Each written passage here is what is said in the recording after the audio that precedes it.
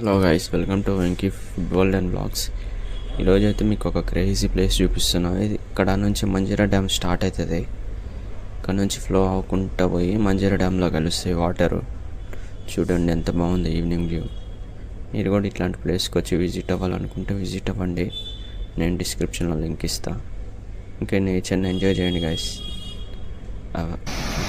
చూడండి ఎంత బాగుంది. ఇట్లా ఫ్లో అవ్వకుంటే వెళ్ళి మంజీరా డ్యామ్లో కలుస్తాయి వాటర్. సరే గైస్, మళ్ళీ ఇంకో వీడియోలో కలుసుకున్నాం. Thank you.